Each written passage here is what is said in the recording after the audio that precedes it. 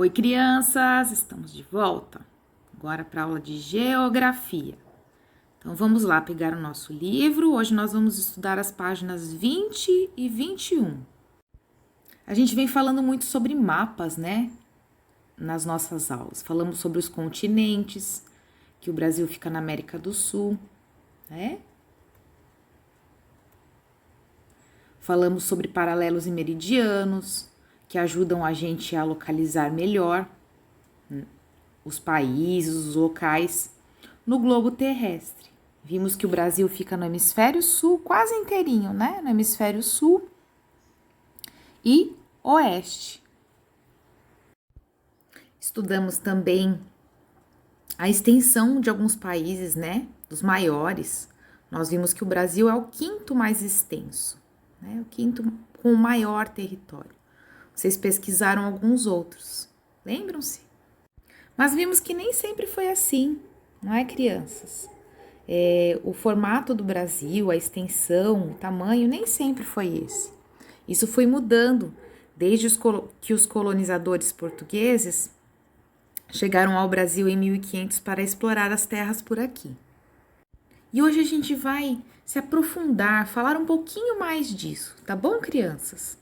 Vamos falar sobre a divisão política do Brasil. Vamos entender essas divisões. Aqui está uma imagem da página 20 do livro de vocês.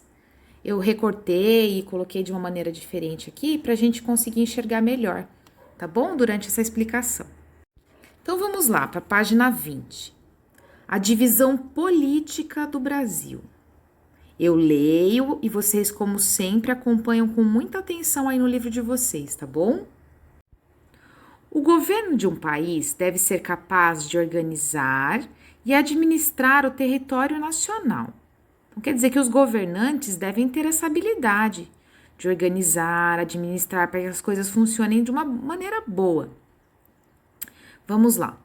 O território brasileiro é bastante extenso e diversificado. A gente já viu isso, né, crianças? É o quinto maior do mundo. Para facilitar a organização e a administração, o território brasileiro está dividido em várias partes. Então é isso que a gente quer dizer com divisão política do Brasil, que a gente tem um território bem grande, mas que ele está dividido em várias partes para que fique mais fácil de administrar, de governar. Vamos adiante no texto. A primeira divisão das terras do Brasil.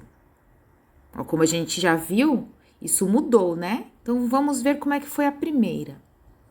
Quando iniciou a colonização do Brasil em 1534, o governo português dividiu o território em faixas, que se estendiam do litoral para o interior, até a linha de Tordesilhas. A gente tem uma imagem aqui que vai ajudar a gente a entender.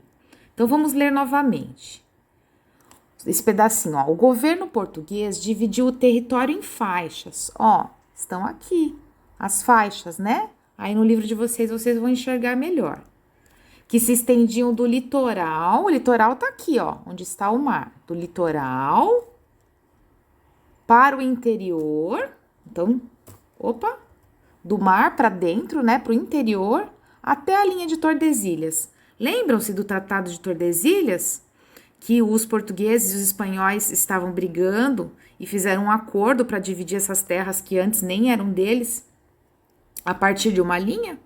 O que estivesse do lado direito, né, a leste, seria território português e à esquerda, território espanhol. Então, o mapa mostra isso para a gente também, ó. A legenda sempre ajuda a gente, crianças, ó. Limite entre as terras portuguesas e as espanholas. Então, tem uma linha vermelha, né? Que é a linha de Tordesilhas, a linha do acordo. Aqui em laranja, terras portuguesas do lado de cá. Em amarelo, as terras espanholas. Vamos voltar lá para a leitura do texto. Essas faixas eram chamadas de capitanias hereditárias. Hereditário, se vocês forem ver aí no glossário, é aquilo que uma pessoa herda, né? De pai para filho. De geração em geração. Então, essas faixas, né? Essas faixas de terra eram chamadas de capitanias hereditárias. E cada uma delas era doada pelo rei a um donatário. Então, o rei doava cada uma dessas faixas a um donatário, e isso ia passando de geração em geração dentro daquela família. Cada donatário devia administrar, desenvolver e proteger a capitania que recebia.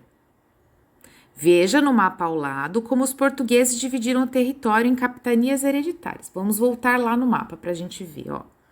A gente tinha algumas capitanias hereditárias com esses nomes, crianças. Maranhão novamente, Ceará, Rio Grande, Itamaracá, Pernambuco, Baía de Todos os Santos, Ilhéus, Porto Seguro, Espírito Santo, São Tomé, São Vicente, Santo Amaro, São Vicente e Santana. Então, como o título do nosso mapa está dizendo, ó, essas foram as capitanias hereditárias de 1534 a 1759. Primeiro formato organizado assim que o Brasil teve, né?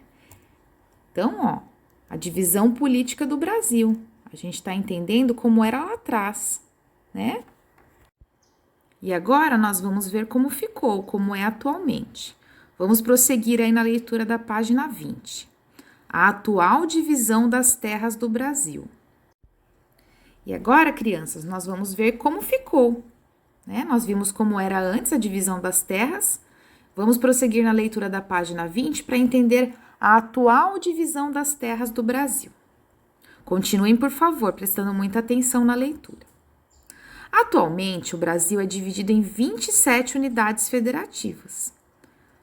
Cada estado brasileiro é uma unidade federativa, isto é, uma parte do Brasil. Então, o que a gente está falando aí, crianças, é que assim como foi dividido lá atrás, hoje também o Brasil é dividido, mas de um jeito diferente, né? Vamos continuar aí a leitura. O Distrito Federal, onde está situada Brasília, a capital do nosso país, também é uma unidade federativa. Então, crianças, unidades federativas são os estados e o Distrito Federal. Vamos lá para o último parágrafo. Por isso, podemos dizer que o território brasileiro é dividido em 27 unidades federativas, 26 estados e o Distrito Federal. Ah, é isso mesmo. Para ficar mais fácil de administrar, de governar, um país com um território tão extenso como o Brasil é dividido em partes. E aí a gente tem, crianças, essas partes, né? Que são os estados. A gente tem, como a gente leu lá no texto, 26 estados, mais a capital do nosso país, né? O Distrito Federal. Melhor dizendo, mais o Distrito Federal, onde está a capital do nosso país. Então, ó, lá o título do mapa, Brasil, unidades federativas. Essas são as unidades federativas do Brasil. Esse é o jeito como o Brasil está hoje dividido. Bem diferente desse aqui, que foi o primeiro formato, né? O território se ampliou, se organizou de outra maneira e ficou deste jeito, como nós o conhecemos hoje. Certo, crianças? Como está aí no mapa da página 21. Vamos agora para as questões. Ah, no meu aqui apagou, mas é 1, 2, 3, né? O que as linhas brancas representam no mapa acima? Linhas brancas no mapa acima. Vamos lá olhar? Olha, a gente tem linhas brancas por todo o mapa. E o que essas linhas brancas representam? Se vocês tiverem prestado bastante atenção na leitura do texto, na minha explicação aqui, vai ficar fácil de responder, mas se precisarem de ajuda, podem pedir também. Então, o que as linhas brancas representam no mapa acima? Respondida essa pergunta. Questão 2. Em qual unidade federativa você vive? Ah, vamos nos localizar aqui. Em qual unidade federativa você vive? Lembrando que as unidades federativas são os 26 estados e o Distrito Federal. Em qual dessas unidades federativas você vive? E por último, quais unidades federativas se limitam com aquela onde você vive? Se limitam quer dizer fazem fronteira, são vizinhas, né?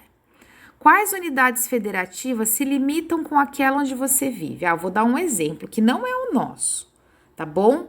Vamos supor que a gente morasse no Pará, que essa fosse a nossa unidade federativa. A gente ia ter que ver quais outros estados, unidades federativas, fazem fronteira para responder essa pergunta. E aí, no caso, seria o Amapá, Roraima, o Amazonas, o Mato Grosso, Tocantins e o Maranhão. Então, vocês vão ver qual que é a nossa unidade federativa e ver também quais são aquelas que se limitam, que fazem fronteira, que são vizinhas, né, de onde a gente vive, tá bom? E vão responder aí. Se tiverem dúvidas, se precisarem de ajuda, podem me chamar. Um beijo para vocês, crianças, e até a próxima.